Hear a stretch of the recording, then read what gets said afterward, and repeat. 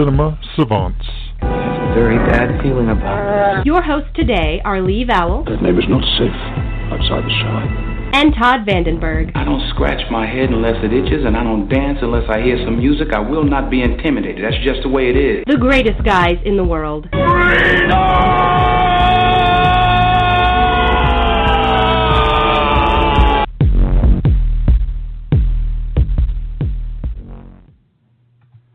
And this indeed is Cinema Savants, the April 11th, 2016 edition, since we're going to go all Dragnet tonight. So, welcome to our happy little show. Before we get into... There we go. Sorry, I had to. I love it. I love Dragnet. Dragnet's the best. Especially Maybe once they should reboot it. They should, again, a double reboot. That would be awesome. We'll probably talk about reboots a little bit. As long as you're talking, please introduce yourself and tell us what you did with Lee's body. I hid Lee's body next to, was it Lee Iacocca? No, it was somebody else who disappeared recently. Ryan Sandberg, I don't know. I'm Rob Steele. I'm sitting in for Lee because he decided to go back to Mars. He did. Something about discovering water and amoebas. And Mars needs women, and he's a woman, so he's going. He's not a woman. That's why there's that transgender law in Tennessee now. Okay. It is. I get it. It is. Anybody who looks like Mark Ruffalo has to go to the woods to urinate because they're not allowed to just go anywhere at all now. And that would be Lee. So, silly me. Yes, it is quite excellent to have the fabulous Rob Steele on.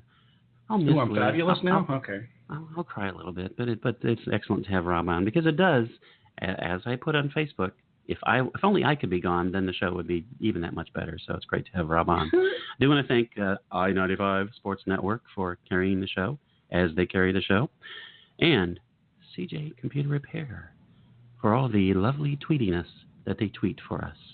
If you have any computer issues at all, tweeting is excellent. They will fix it. They will stop Skynet in its tracks. So always go to them because they're the people to go to. So, do you want to hype any of your particular endeavors before we jump into other things? I just think it was kind of odd that Lee called me yesterday, said he can't be here for this show. Can I fill in for him? And the first thing I told him was, that's really weird because my normal show, the FWAT show, which is occasionally on the Happy Hour Network, I blame Blog Talk Radio. Today, I skipped politics and reviewed the Superman Batman movie. Isn't that lovely? And I actually had that recorded before Lee even called. So, hey, it's movie day, which is weird because it's Monday. That is interesting. We will talk about that. We'll talk a little bit about box office. We're not going to talk about numbers. Usually we talk about numbers. This is going to be less data heavy and more feelings heavy. This is the feelings, the touchy-feely edition of Cinema Savants. So, bats versus soups, or as I like to think of it, killer bat person versus stupid man, the yawn of justice. And we will talk about that because I know you have a different opinion on that. It is plummeting like a piece of Krypton. It's still making a ton of money, but it actually wound up second for the weekend. Melissa McCarthy's lovely film, The Boss, which apparently is terrible, but a lot of people are seeing it, edged it out by, they estimate, $45,000 whole dollars. So when you go to whether you're going to the ballot box or the ticket box, every vote counts. So think about that next time you complain about your favorite movie wasn't number one. Nobody cares about that, but if you do. So, but it has really dropped a lot. And again, I am not saying it's not a success. It's a success. Although it has, from what they're saying, from production costs, distribution, advertising, et cetera, it needs to clear $800 million to break even. Yeah, that's a lot of money. That seems a little insane, and it's not there yet. Of course, it'll get there. I mean, that's global. That's not right. Just domestic. But it has dropped off a lot. It is the 63rd all-time biggest box office for a third weekend, which that's pretty good.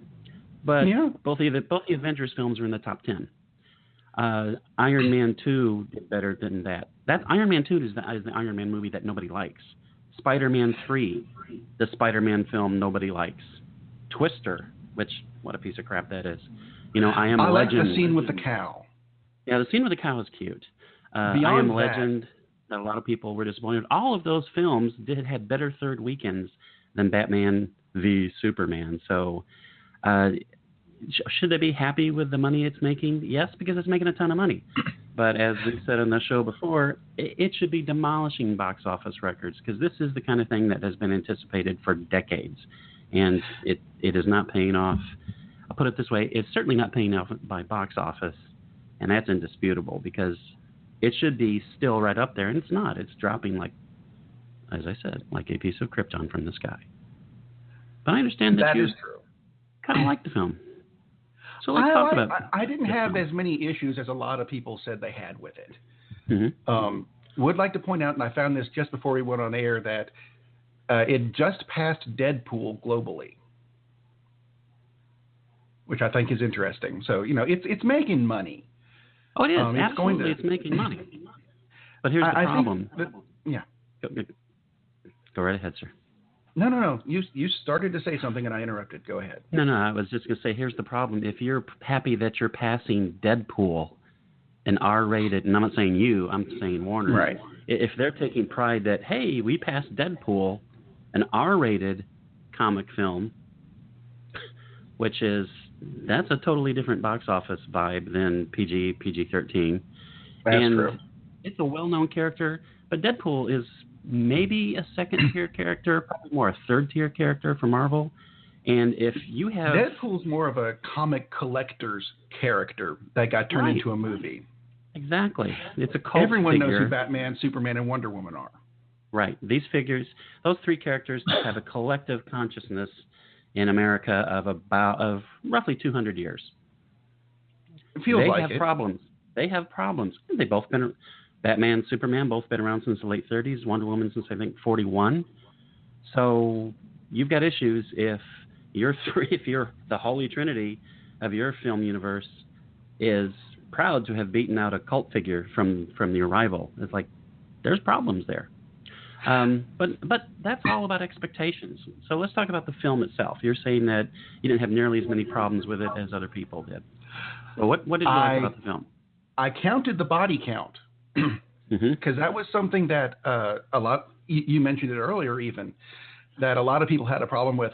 Look how many people are dead and killed by Batman. Okay. Mm-hmm. And the number is 6.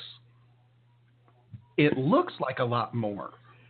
And I think some of it is because people assume in the car scene where Batman, I'm going to, zap that car with my grappling hook and drag it along and use it as a mace later.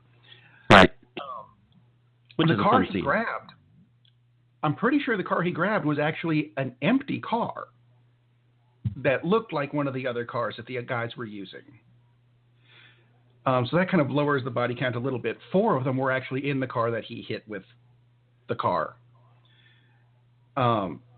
Yes, there were a lot of people in it where you look at what he does to them and you go, yeah, they're not going to get up again for a very long time, if ever. But they're not quite dead, Mm-hmm.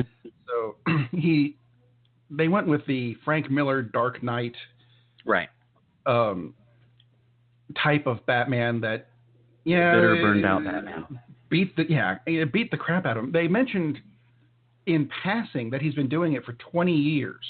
Mm-hmm.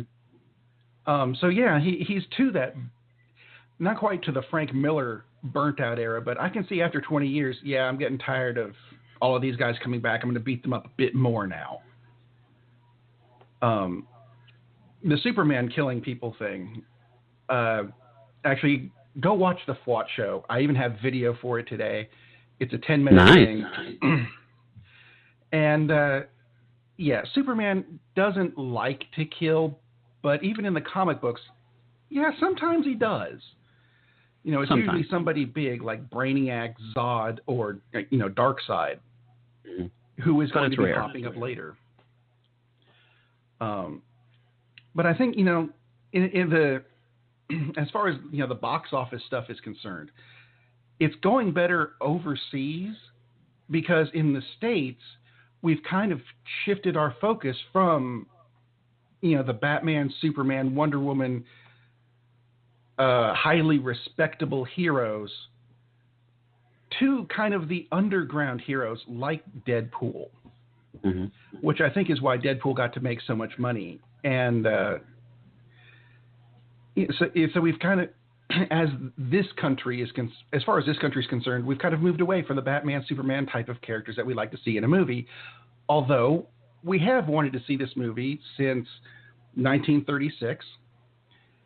And I don't know what people wanted to see. I think we got to see everything we wanted to see, but there's still the complaints about it. And I don't know what exactly people are looking for when they go to see this kind of a movie. Well, I don't think we got to see what we wanted to see. And I have less problem with the body count. I was looking for a Superman who is not stupid. And I'm not talking about, because, you can't really compare these characters to the same characters in other films because they've rebooted it, basically. I mean, the Nolan Batman version has never existed because obviously he retired. He didn't continue for 20 years, and that's fine. Don't have any issue with that. That's what they chose to do. Superman acts out of character within this film.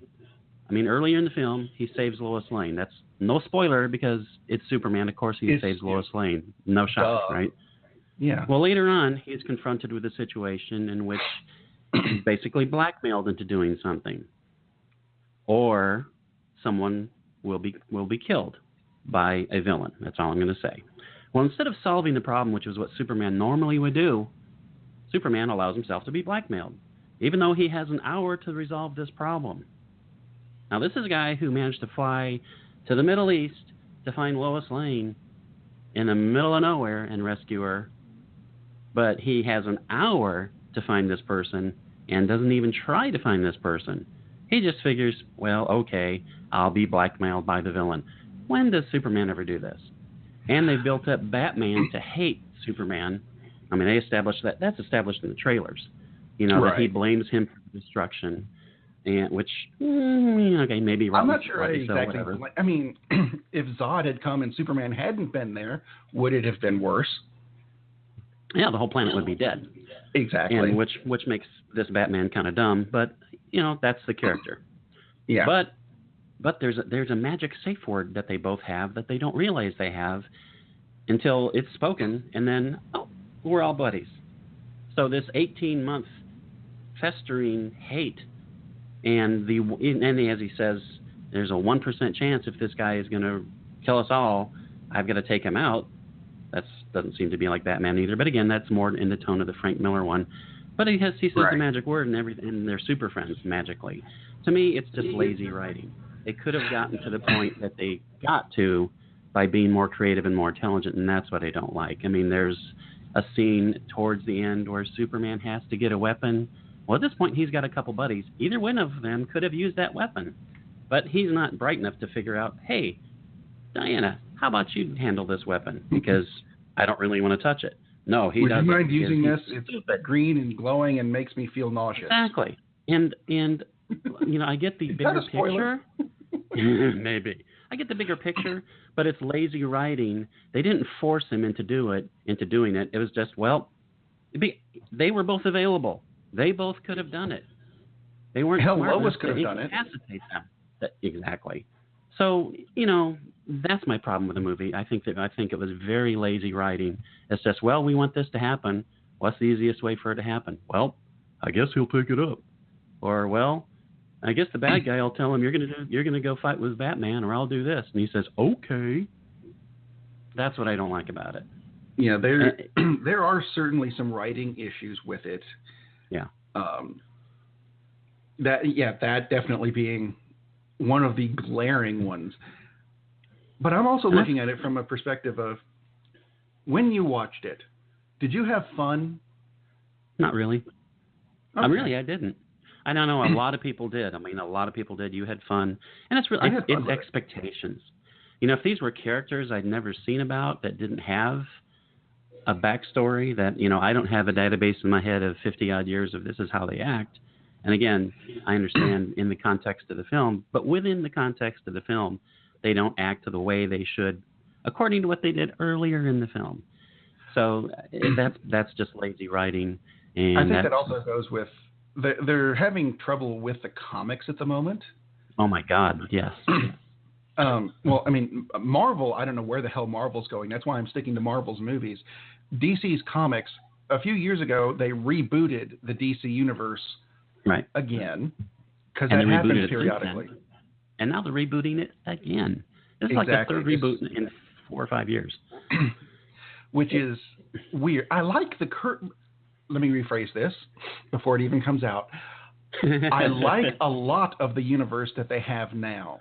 There are parts of it where I'm like, yeah, I don't like what you've done with, let's say, Green Arrow. I prefer the pre-reboot Green Arrow. But I like where they've taken Batman. I don't particularly care for where they've taken Superman or Nightwing, but I like where they've taken the new Robin. You know, so there are parts here and there. Some of it they're keeping in the new reboot. Some of it they're getting rid of. And there's, you know, for people who don't know about the comics, they reboot the DC universe every 20 years or so. This time it didn't really go the way they wanted to, which is, I think, why they're rebooting it again. Right. But we've got so many different eras where changes have been made, which is why I don't mind the inconsistency from, let's say, the Tim Burton Batman movies to the Michael Schumacher Michael Schumacher? That's not right. Joel Schumacher. Those would be awesome. Maybe a lot of driving in those movies. Those would rule. I got the Schumacher part right. Very true. I blame the Tylenol. To the Christopher Nolan movies, and I've forgotten who did this one and don't care. No, I care. You know, there's going to be differences, and I don't mind that as much because we've seen that with the DC universe as we've grown up. Because I grew up with, you know, the Super Friends, which had Batman smile a lot. Mm-hmm. Which, if you grew up with the Dark Knight Batman, and then you go back to Super Friends and you go, he's smiling, that's wrong. He's laughing, that's even more wrong. You know, I've just gotten used to them periodically rebooting, which is why I didn't mind this as much. As opposed to the Marvel, actually not the Marvel Avengers movies, I don't mind as much because they're staying somewhat consistent with the books, as opposed to the Fox-made Marvel movies, where it's the X-Men movies to me are basically fan fiction written by someone who might have looked at a cover once. I totally agree. They just, hey, why don't we do this? And there's no reference point. And you didn't even bring Magneto up the doesn't have to be in all of them. Right, exactly. Magneto was a cool special event in the comic book. Right, and he's in everything. Fox hasn't done, until they finally were smart and listened to Ryan Reynolds and his crew and said, why don't we just let the guys who actually like this stuff tell us what to do? And they came up with the top box office R-rated film of all time. So good for Deadpool. We finally get a decent Colossus, and they put him in the Deadpool movie. Serves them right too. It is, but it is interesting. This ties into what we were talking before. I mean, we had talked about Mad Max Fury Road, which I really enjoyed. And as I remember, you didn't even finish watching the film. I got bored at the beginning. I couldn't get into it. That and my kids came home. Wow. Now the truth. Oh, yeah. We'll get into a movie in a little bit that not one to take the kids to see unless they're like 40. But yeah, Mad Max Fury Road is pretty violent. But I really enjoyed the film. But it is interesting how people with relatively intelligent bases from where they derive their enjoyment of a film. That's a long roundabout way of saying people have different opinions. It is odd how, here are two films and two people who agree on a lot of things.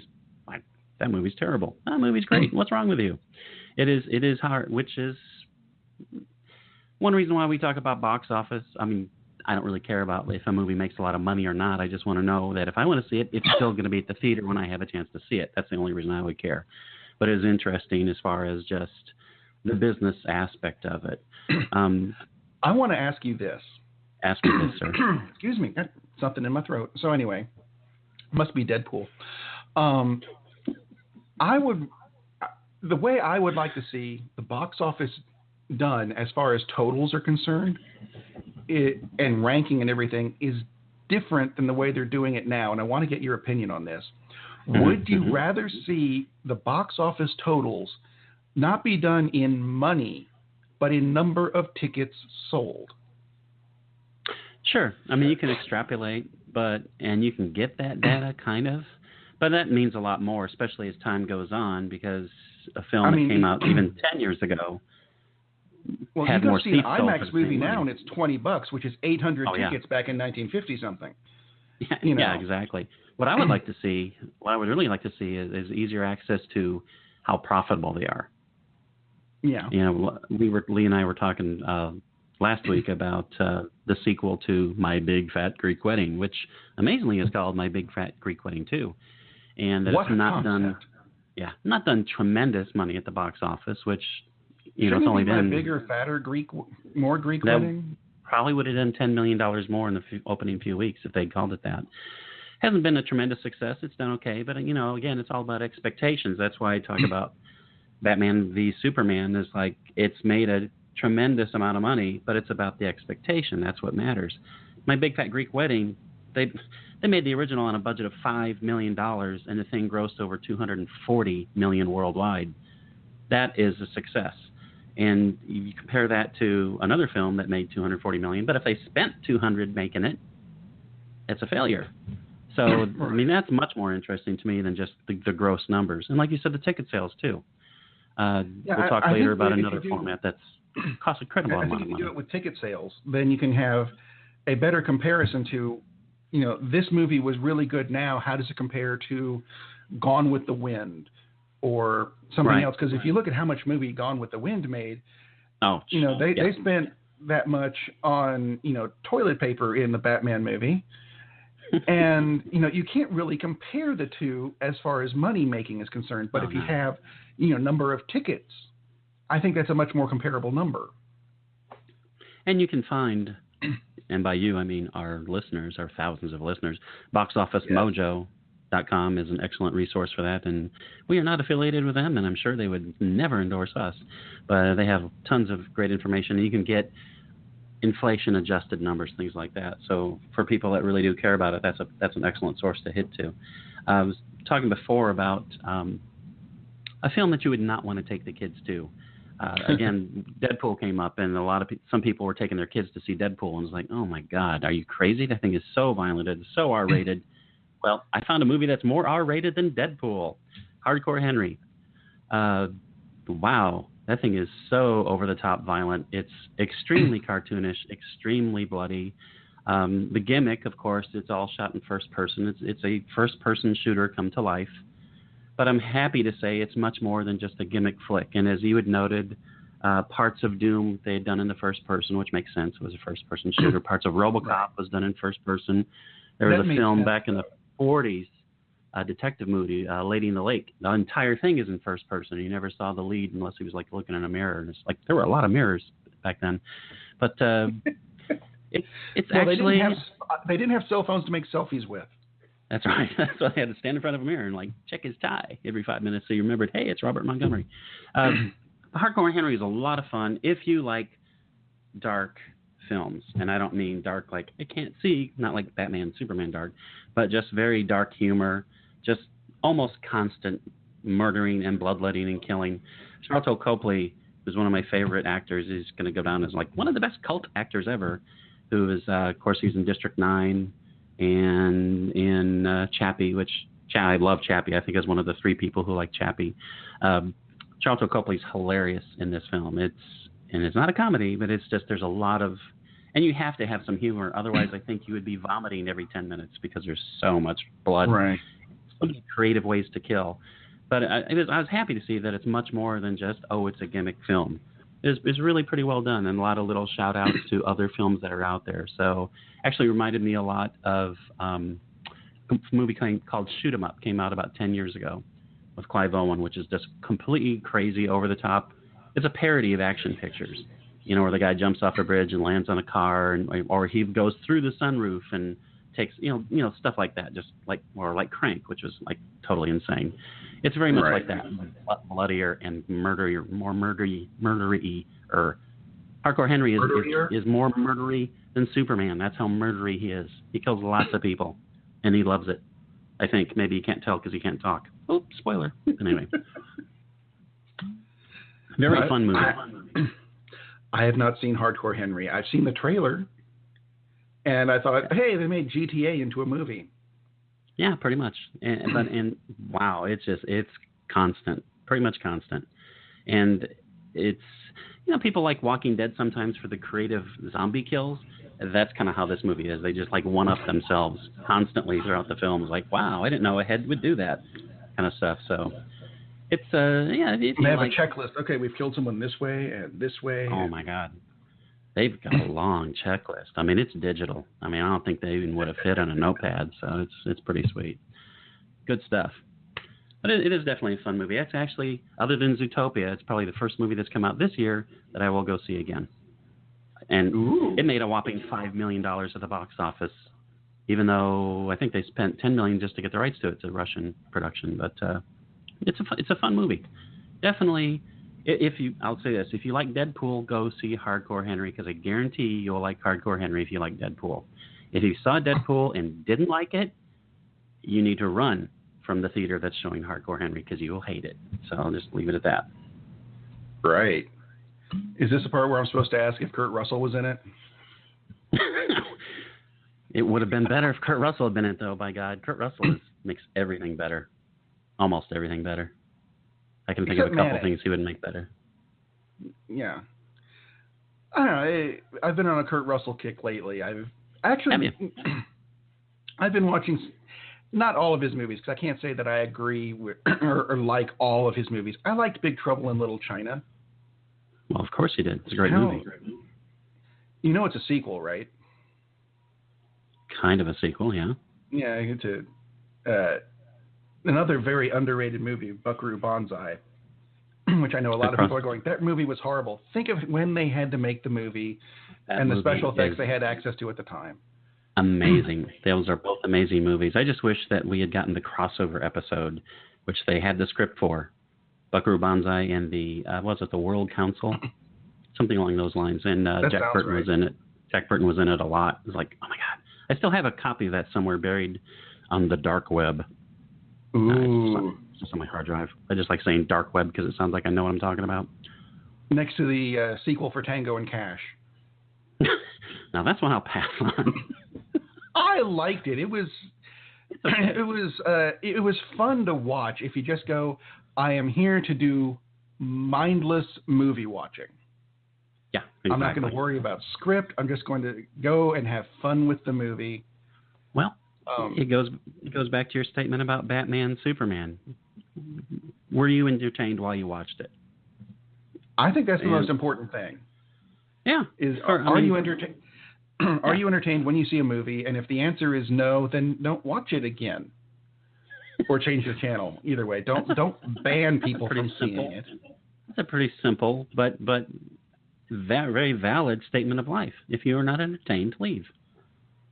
Ta-da. That explains marriages in this country a lot. Come to think of it, I think you've hit on something, Rob. Uh-oh. I seem to have found something. Okay, so I've heard they're remaking Stargate.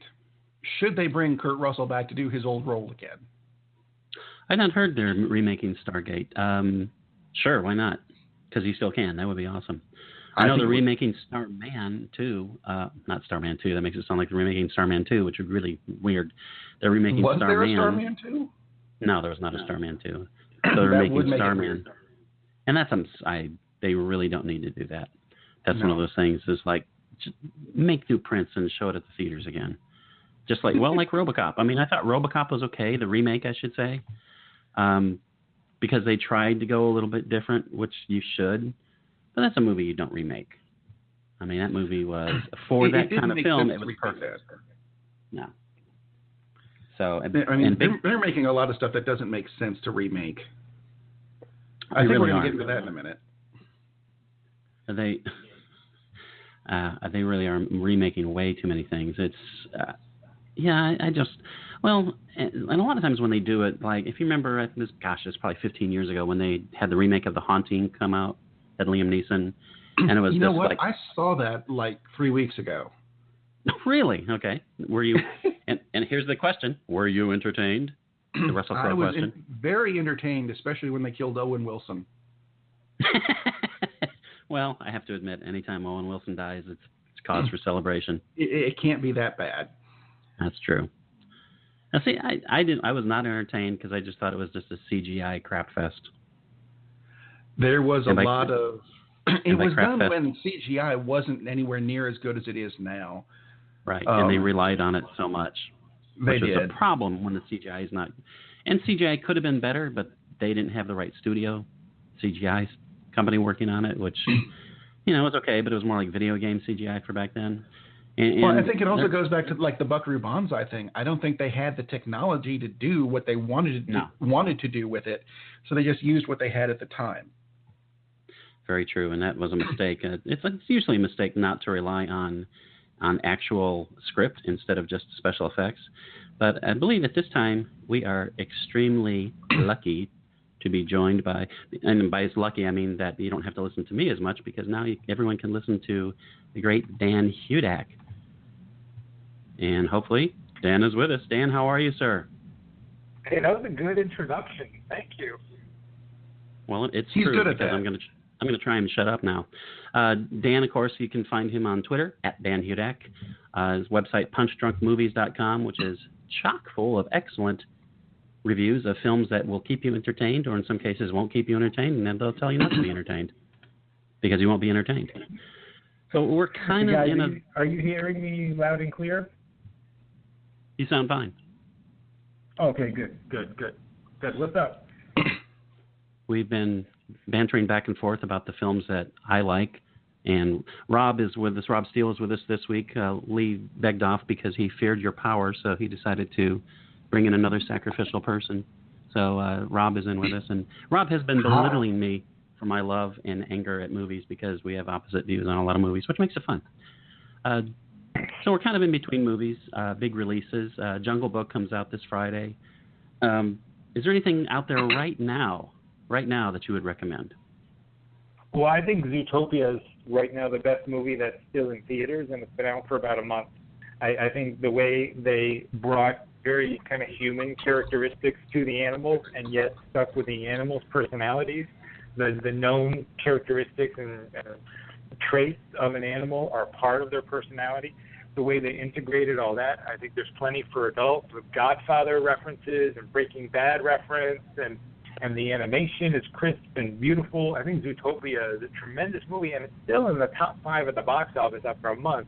So it's getting good word of mouth, and that people are really enjoying it, and rightfully so. That movie's an absolute delight. Have you guys seen it? I haven't. It looks like something I should have been taking my kids to. Yes, you should. Especially since just got done with spring break. I should have taken them to see this, but no, I haven't. And I will play the sycophant to Dan. He is absolutely right in everything he said. And he will be for the rest of the night, no matter whether I agree with it or not. Zootopia is amazing. And all the little, like you mentioned, references to Breaking Bad of all things in a Disney movie. Who would have expected that? And it's great because in classic fashion, it goes over the kids' heads. Hopefully, you didn't let your 5-year-olds watch Breaking Bad. And the adults get a big laugh out of it. And it's full of things like that. And, yeah, it's absolutely, I think it's a great movie. Love that movie. But it's relatable. It's funny. Yes. The scene with the sloth is hilarious. If you know anything about sloths and that they're notoriously slow moving, that scene will crack you up. It's beautifully animated. It came out the weekend after the Oscars, and in my mind, I felt like I was watching next year's animated Oscar winner. Now, we still have Finding Dory coming and other, big movies coming out that are animated. But, man, this seems like a really strong contender for it. Well, sorry, go ahead, Todd. No, I was just going to say, if there's a better animated film that comes out this year, we're all going to be lucky because it's going to take a while. Absolutely. Yes, absolutely. Sorry to drive the conversation, but did you guys see My Big Fat Greek Wedding too? Oddly enough, no. Okay. But if I may, I'm also happy to recommend that. The first movie was funny, and it was clever, and it was relatable because it felt like, all of our crazy families are manifesting in this Greek family, and look at them go. And then it was a TV show for about 6 weeks that nobody watched, and it was terrible. And so people forgot about Nia Vardalos because she started doing all these other weird projects that nobody was paying attention to. But the kind of charm of this family, especially her parents, comes back, and it's actually a very funny, genuine, sweet comedy. So that's the other movie that's in theaters now that I'm perfectly happy to recommend. Now, aside from that, the list isn't too extensive of what's worth running out to in theaters now. Certainly not that superhero movie, Batman vs. Superman, I think it's called. All right. Fine. Rob loves. I don't love it. I just didn't hate an it. alter to it. I know. And it is all about expectations. It is. Go in with absolutely none, and you'll be fine. It's expectations and executions, right? And the expectation, whose fault is it? It's Warner Brothers' fault because they're the ones building up the buzz and building the hype and getting people excited for it. So when we go in with high expectations, we have a right to, given all this led up to it. And when it's a letdown, and they can't even tell a story with any kind of decent coherence or logical sense, it's a frustration. It's a mind-boggling frustration that Warner Brothers cannot get their DC Comics canon correct. And it's just inexplicable to me. I know, I was explaining to Todd earlier, I think the problem with them is that they keep changing the canon whenever they reboot their universe. And that's why they're having trouble getting it put together as something coherent on the big screen. But, of course, that might just be me. We'll see what happens when Suicide Squad comes out, I guess. I think it plays into it, though. Now we know that they have their core pieces for Justice League. So this should serve them over the next, 5 to 10 movies. Right? Wonder Woman gets her own movie next year. Right. Is Cyborg going to get his own? Is Flash going to get his own? I don't know, but we know we have a 2-part Justice League movie coming. So now is the time for them to get it right. And the fact that Zack Snyder is directing Justice League gives me zero hope and optimism that they are going to get it right. Well, just before you jump into the next question, Rob, I do want to mention Gal Gadot was quoted, I believe it was yesterday, that the Wonder Woman film is really dark. So I'm sure that's a shock to everybody who's seen the DC films lately. Imagine them going that direction. Again, because Batman was dark and Batman worked, I think everything has to be dark, which is sad. But anyway. I still think Gal Gadot sounds like a villain for Godzilla. Yeah, I agree. And she might be. Did you guys also see reports that they have reshot some scenes for Suicide Squad to make the film a little lighter? Yes. And in response to Batman vs. Superman being so dark. I mean, first of all, this is David Ayer. Right, he directed End of Watch and Harsh Times. He makes dark, grim movies that are also really good. He made Fury, which is fantastic. David Ayer is a phenomenal director, but Suicide Squad seems like a movie that should be this dark and grim. And you're going to have your lighthearted, silly moments with Joker and Harley Quinn, but God, don't ruin it just because people are responding negatively to one movie. That doesn't mean you totally reboot everything. It's like you were saying, you don't change everything midstream. Like, stick with your plan. You're making oodles of money. Stick with it and trust your director, as long as your director is not Zack Snyder.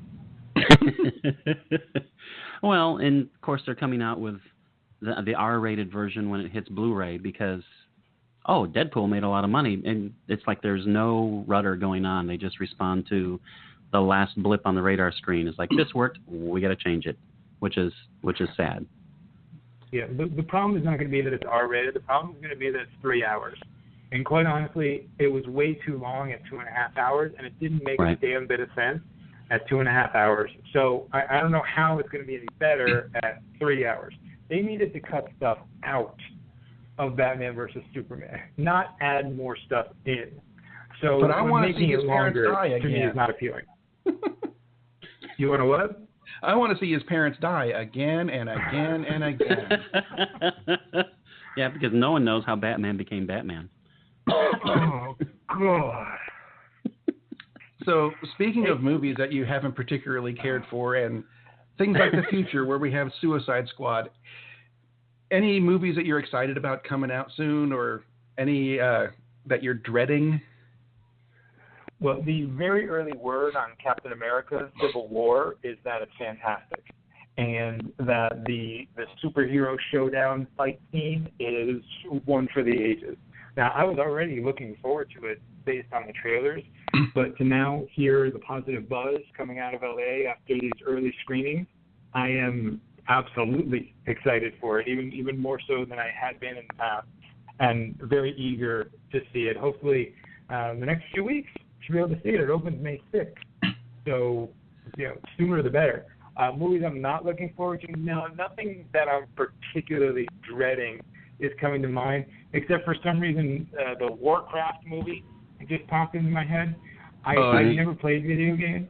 I don't really know video games. I don't play them. It's not my thing, and I'm just seeing these weird-looking creatures, and it looks basically like a cartoon mixed with some weak live action, and it just doesn't appeal to me necessarily. Can you guys get me excited about Warcraft by any chance? No. I used to play, I played Warcraft 2 back in the day, and Todd mentioned The Haunting earlier. I think the people who did those special effects haven't learned anything and went on to do Warcraft. I've seen the trailer. The video game looks better. Yeah, it does. And you don't want to do that when you make a movie, I'm thinking. Oh, it does not look good. You know what I did think looked funny? This movie called Keanu, which has nothing to do with Keanu Reeves. Have you heard about this? It's Keegan-Michael Key. Yeah. And Justin Peele, whatever Peele's first name is, forgive me, I forgot. It's Key and Peele, and Keanu is the name of a cat. And it's apparently their search for a cat named Keanu. That seems like it could be potential, and the trailer looked funny. So I wouldn't mind waiting for that one. So if they're out looking for a cat called Keanu, is there another couple out looking for a cat named Uma and one looking for one named Oprah? Hopefully they thought of doing having that, the Rob. three of them meet at an intersection and just have David Letterman drive by just for fun. Let's pray they did that. Or if there's a cat named Alex, so we can have the Bill and Ted connection, the Keanu Reeves and Alex Winter connection. That would be sweet. That'd be really clever for them to do, actually. Actually, while you're here, wanted to ask you, excuse me, apparently I got Deadpool in my throat. Don't know what that is. How exactly does a film critic, let's say, best serve your audience? By giving them little known gems or saying, hey, here's a movie to avoid, Warcraft, or how do you think that? What works best for you? How's that? Well, for me, I consciously do that by being as consistent as possible. Meaning, if I'm going to knock a story for being all action and effects, actually knock a movie for all action and effects and not having enough story to support the action, I need to consistently follow through with that. I need to do that on a regular basis. I try not to say, who cares, the action was so good, it doesn't matter that the story fell through. I mean, a Hardcore Henry would actually be an example where I said the action is so unique and different that, yes, the story is weak, but it's worth it just for the subjective point of view and action scenes that it's giving to you. But Hardcore Henry's doing something different. It's not at all a traditional action scene. It's all first person, similar to a video game, I understand. But, right. And if I'm watching a comedy, How do I judge a comedy? Well, is it funny? Does it earn its laughs, or is it predictable? Do you see the laughs coming, and it all becomes just trite and redundant? If it's a drama, does it move me? If it's an action movie, does it excite me? If it's a war movie, does it make me think? And am I engaged in the action? So being consistent on all those fronts, I think, is my primary responsibility as a critic. Because if I'm all over the place, if I'm liking a movie for one thing one day and then disliking a very similar movie for the same reason the next day, it's hard to develop any kind of following or trust, more importantly, trust in the reader, because I'm all over the place. So I need to be consistent with each movie, and each genre kind of plays by its own rules. I mean, a movie can only be as good as it's trying to be, right? Hardcore Henry isn't trying to win any Oscars, right? Cinderella Man was made with Russell Crowe and Ron Howard in a desperate attempt to win Oscars. Hardcore Henry isn't trying to win anything. So a movie can only be as good as it's trying to be. So that all has to be taken into account. Like, how good is it trying to be? How well does it fulfill its vision or purpose? And then within the genre, does it work as an action movie? Does it work as a comedy, romantic comedy, whatever it is? Romantic comedies rarely work because they always feel the same, but so that's another story. So it's a matter of consistency, trying to find insight into the movie that my readers might not necessarily recognize. I mean, I have a master's degree in watching movies, literally. My degree is in watching movies. So I try to use that not from an erudite, academic, intellectual perspective, but from a perspective of adding something to my reviews that a just movie fan might not realize, but will allow them to say, oh, that's interesting, whether they agree with me or not. So that's kind of my approach to criticism in general. You mentioned making movies specifically for Oscars. Do you think anyone is actually trying to go out and make movies specifically for the MTV Movie Awards? And would that explain movies like Warcraft? Yes, but I think that also explains how Twilight won a whole bunch of MTV Movie Awards during its time. If Twilight got to a point where it's just about unwatchable, and it's still somehow showing up on the award shows every year. That's all they could. Was that the opening? I know it starred Robert Pattinson and what was her name? Groot. But God, I've got teenage daughters who were into that movie for about 6 weeks, and everything was Twilight. I'm sorry. Oh no. I'm sorry. Thankfully, my daughter went to it to make fun of it. How do people not realize that Bella is the central character? Kristen Stewart's character is the central character, and she's the character through which we enter the story as viewers, and we're kind of watching and observing this world through her. And she is the most unlikable, whiny, moaning, groaning, babyish, useless young heroine that we could possibly have. The horrible role model that she is for other teenage girls is unfathomable to me. Think about it. The most important thing in her life was who her boyfriend was. To the point where she risked her life. She went away from home. She did everything in her power to make sure that she was with her boyfriend. It's not getting an education. It's not going to college. It's not establishing herself in the world. It's the most important thing in my life is to be with my pasty boyfriend. That's horrible. That's a horrible message to send to teenage girls. It's terrible. It's inexcusable. And it made a lot of money. Yeah, basically it was Scarlet Little Hero with all the bad qualities hyped up and no good qualities. All two of her good qualities. I want to remind everybody we are speaking with Dan Hudak. You can find him at Dan Hudak on Twitter and punchdrunkmovies.com.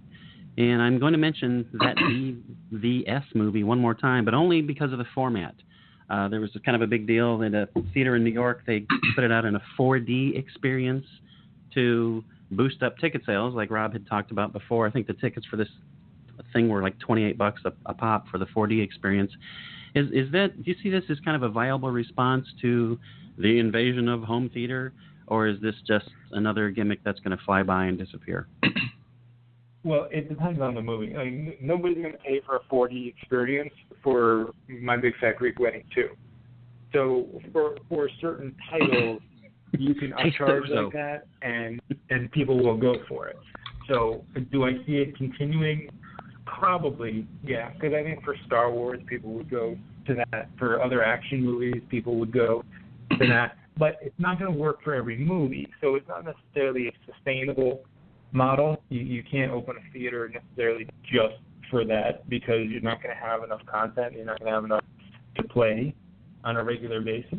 But on a short-term basis for $24, $28, you said, yes, I can see people paying for it because it's about being as immersive as you possibly can be with the theater. And if that means your seat needs to vibrate and you need to feel like you're flying through the air with Superman, so be it. And you know, I saw the movie on IMAX 3D, and the whole thing is so darn dark anyway that you can barely see.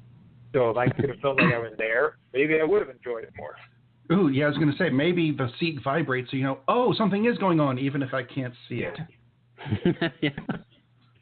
As far as 4D says, I'll just leave it with this.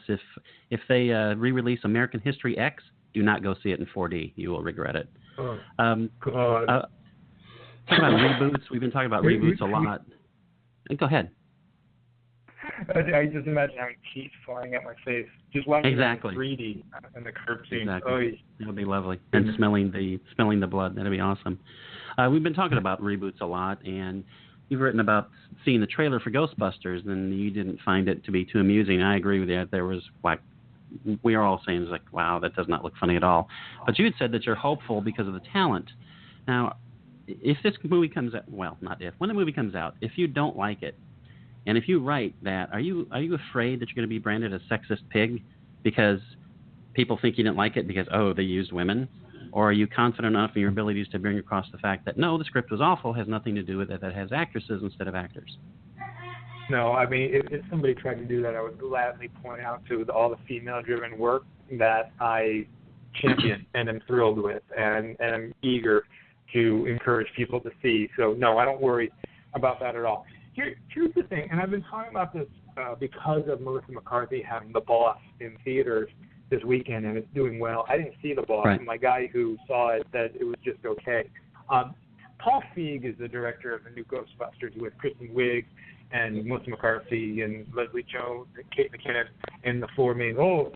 And Paul Feig, he made Bridesmaids and The Heat and Spy last summer, which I thought was fantastic. So he has a track record that is very consistent, very funny, and putting out quality comedies. Now, one trailer doesn't necessarily mean that our entire childhood has been bastardized and the movie is going to be terrible.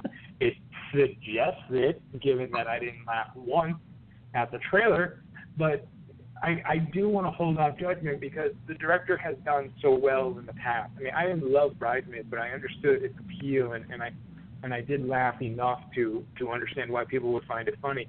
He's a director who's done so well, and these women are so funny in their own way. These women have made us laugh so many times that you just want to be optimistic going into it, right? You want to believe that they're doing something good here. But damn, if they can't even find any funny moments for the trailer, you watch that trailer and you think, all right, the visual effects look fine, but oh gosh, is this going to be painfully unfunny? And yeah, that's when you think painfully unfunny, you think with McCarthy, at least, because she's fresh on our minds with The Boss out, you think Tammy, you think Identity Thief, and it's like, oh no, is this going to be an unfunny McCarthy movie, which just ends up being obnoxious, and you hate the fact that you just spent the last hour and a half of your life watching it. So, you know, it's going to take till mid-July for us to find out. I'm still really concerned about it, but I want to like it. I want it to be funny. Well, I would just say that people need to keep the faith because the bar is actually pretty low because we need to remember Ghostbusters 2 was actually made. So we got to remember that. And we have to be thankful that Zack Snyder hasn't directed this because then we would know what would happen. So, yeah, I still have some faith in this. Very true. And as long as Zack Snyder stays far, far away from everything, it has a decent chance. while I've got you here again, and just because it came up, do you happen to know what happened to The Little Prince? Because last time I talked to Todd, we actually brought that up, and it was, I think that it was supposed to come out that Friday, and then all of a sudden, nope, just kidding, and poof, it was gone. I mean, I've heard it's, for some reason, going straight to Netflix. Don't know why. Have you heard anything about this? That's never good. I'm looking it up right now, see if I can find what I can tell you can happen is that a studio will test screen a movie, and all the while with the intentions of making tweaks and changes and then finally releasing it, it might have test screened horribly, or they might have just felt they couldn't make any money off of it, or maybe they realize it's terrible and they just don't want to release it. Any number of things could have happened that could have made the studio nervous and gotten it to pull the plug on a theatrical release. Now, you said it might get picked up by Netflix, so it's possible, and I haven't read, I'm just hypothesizing here, it's possible that Netflix purchased the distribution rights to it, and when they did so, they decided they're just going to stream it as opposed to release it theatrically. Because Netflix hasn't really had too many theatrical releases. I think Beast of No Nation was in theaters, but I can't think of many after that. So it could have been just a midstream or late stream. Netflix decides to acquire the rights to it, and all of a sudden it's only going to be streamed, literally. Did Netflix own the rights the whole time? Do you know? I have no idea. I don't think so. I think they just jumped in because they saw the opportunity. I don't think they had any deal in place. It was just Paramount booted it, and they thought, well, we'll pick it up. After it sat there for, I think it was at least a week, and there were no announcements. So they saw, hey, this will be a good property. So it is sad that it's been out all this time in Europe, and it's like, we're going to be watching it on TV apparently. So. This is a great cast, and it's a great cast that it has, but animated movies can be a tough sell unless you're well-known brand names like Pixar and DreamWorks Animation. Right. That's a tough one. One other question I had for you. Since you're here, it seems like the best time to ask. There's a couple of movies that come to mind that were just really horrible movies, but had good concepts to them. Can you think of any movies that are kind of in that category that you'd like to see rebooted, only done correctly? Oh boy, off the top of my head, no. I mean, I can tell you that on a regular basis, not on a regular basis, but it doesn't seem uncommon to me to write, hey, this is a clever idea for a movie, it just wasn't executed well. I guess 999, whatever the heck it was called, with Aaron Paul and Kate Winslet and Chiwetel Ejiofor about the cops who are corrupt, who are helping the Russian mafia, and then they're going to sacrifice one of their own in order to get away with whatever they need to get away with. It had all these different elements that you feel like if it were directed by Martin Scorsese, it would have been really awesome. But because it wasn't, it becomes just a cluttered mess, and you have this all-star cast with Aaron Paul and Casey Affleck, all these guys in it, and it's like really good actors that Woody Harrelson gets you excited, and then you watch it, and it's just like, meh. Oh, well, that was a letdown. So, yeah, movies like that come along on a pretty regular basis, and they're always disappointing. So 999 would be the last one, and it's the first one that comes to mind that I would have said that about. You have this great criminal crime-based story, you have all these great actors, and then you have a movie that just falls apart and doesn't come together. Any on your mind that spurred that question? Well, actually, we were talking about Dune before the show started, which I think we both agree was a good movie, and considering the special effects that were out at the time, not that bad, but at the same time, it was considerably longer than either of us would have liked it to be. Yeah, and you probably saw the director's cut. I imagine. I mean, the non-director's cut. Imagine how long it could have been. Oh no, I actually have the director's cut, and when I'm up at 3 a.m, I need to go to sleep. That's what I put in. I actually like the movie, but there are times when they're going to look at the worms and I'm good. Yeah, Cloud Atlas is my go-to for that. I would say I have no idea what's going on in Cloud Atlas, but I know that it's boring, so it helps. For me, I would remake Dune or anything with Martin Short, as long as he's not in it again. I think that would work. That would make me happy. But Dan, you have been fantastic again. Hopefully, you will be silly enough to say, "Yeah, bring me on again. I'll be on." Where can our listeners find your work, sir? Check me out, punchdrunkmovies.com, facebook.com/DanPunchesMovies, and at Dan Hudak, Hudak, on Twitter. Find all my content there. And we didn't even talk about Star Wars coming to Blu-ray last week, adding to its $934 million total, with even more millions of dollars on Blu-ray now. And how many copies of Blu-ray did you buy? Did you buy 5 or 6? None. I stopped actually purchasing movies because so much can be streamed that Right. I just figured I don't need the collection. Plus, the wife nags me about that on occasion, and I just don't get to hear it. So, Got to pick your I battles. was here. Yes, absolutely. Thanks so much for being on. Next time you're on, we'll talk a little Star Wars. Why not? Because there's always new projects good. coming up. Thank you so much. Thank you, man. Appreciate it. Thanks, Dan. And again, that was the fabulous Dan. And this is the fabulous Rob. Rob, it was extremely fun having you on.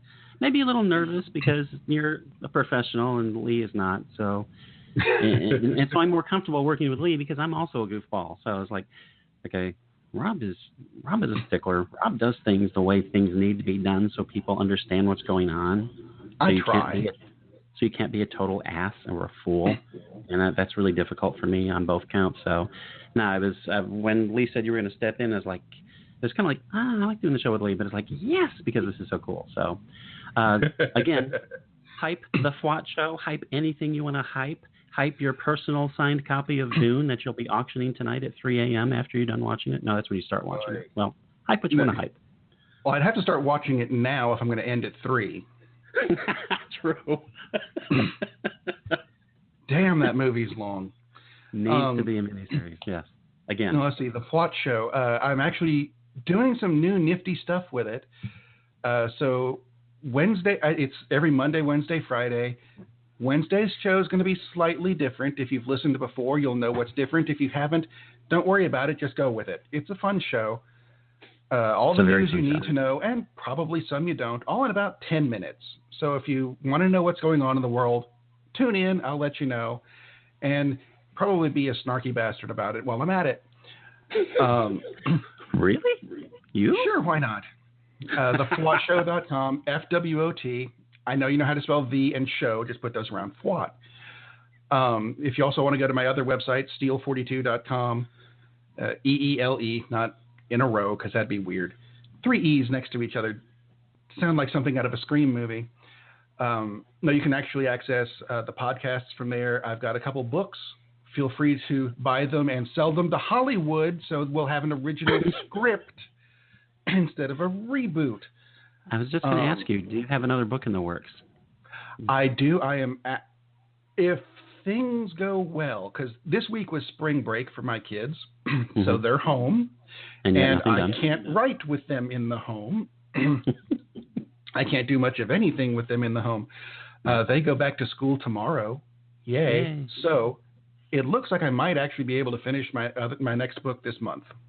Wow, awesome. When is it coming out? I have no idea. That's another thing altogether. And is but other things, the series, or is this something new? This is something. It's kind of old and yet kind of new. I have the books I have out now are part of a series, but I wrote. It's kind of a short story that came out. I don't know when it came out, like 10 years ago, maybe more. And I've gone back and taken that and added 3 more short stories with it to make it one big book. Awesome. So I it's look forward to it. more coherent. And actually, wanted to throw this out, just as Dan was signing off, or we were signing him off, or signing him to a contract, whatever we were doing, new announcement about a Star Wars Rogue One, right? Right. Spencer Wilding, and I may be mispronouncing that, has allegedly been signed to put on a large black costume that makes him breathe funny. Oh, really? Cool. So he's supposed to be the guy in the suit, and if you don't know who he is, don't panic. I didn't either. Had to look him up.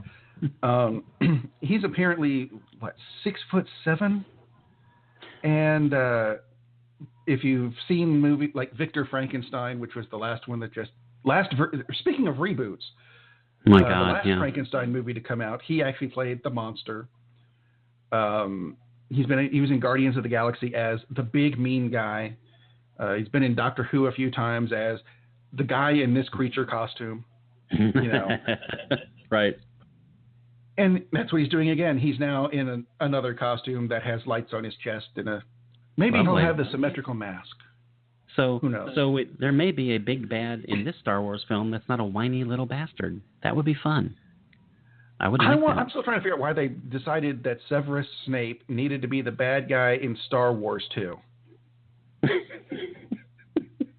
Was that just me? Because he took off the mask and I went, bloody hell, it's Snape from Harry Potter.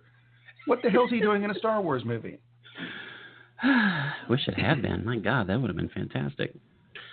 Well, anyway, absolutely. Yes. we need to wrap it up. Otherwise, he really gets honest about the overtime. It's like, oh, they're really watching. It's like, okay. So I guess we'll wrap this one up. Hopefully you will call in. It is always great when you do call in and you take these little sniper shots at us, which is so much fun when you do that. And seriously, it's great because you all seem to have the knack of like, they're foundering. I need to interject energy. I will save them, and you do, which is great. And I'm not being snarky for a change. It's always awesome when you call in, and this was a blast tonight. So thank you so much. I had fun. Thank you for listening. If Lee decides to piss off again, let me know. I'll show up. we will do that, Rob. We will do that. And from all of us out here, not in Hollywood, good night from Cinema Savants. Ooh, that's a bingo.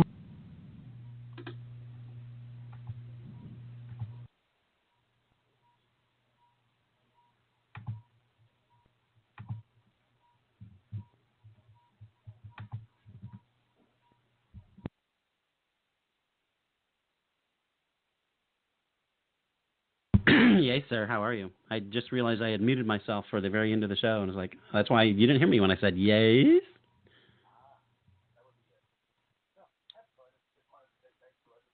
Oh, that was a blast. Seriously, it was a blast. It was a lot of fun. It's like, and it's like, I wish Lee had been on because it's always fun to do the show with Lee, but it's like so awesome that you were able to step in. I really, really appreciate it. Not just as a filler, but as like, that was awesome. It's going to be Rob. It'll be a lot of fun. So very, very cool. I'm really excited that you got another book coming out. It's funny that you started mentioning because I think I got to have a scrub up of books. Because hopefully you got another one coming. So very cool.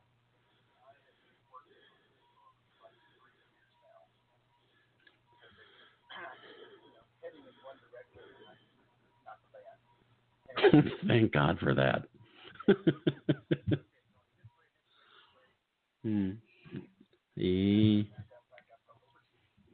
Yeah, I know what you mean.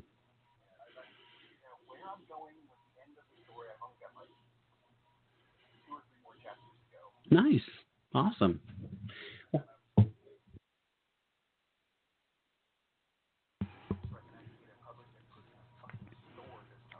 Good. Excellent. I know you weren't really enamored of the whole, of the Amazon process. Yeah, that too. It was better than originally come out in Publish America. For God's sake, don't ever go with Publish America. Really? Okay. They shoot stuff up. Mm. We're going to put it in a store. Really? Where? It's in a closet in... Oh, lovely.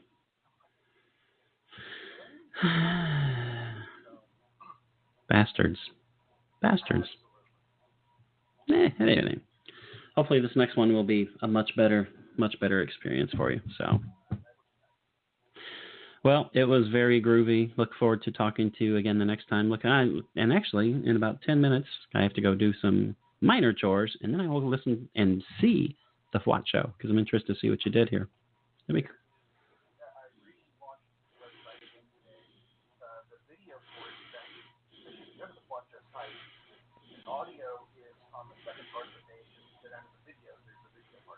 Cool. Very cool. Awesome sauce. Well, a lot of fun, sir. Thank you. We will talk to you later. All right, bye.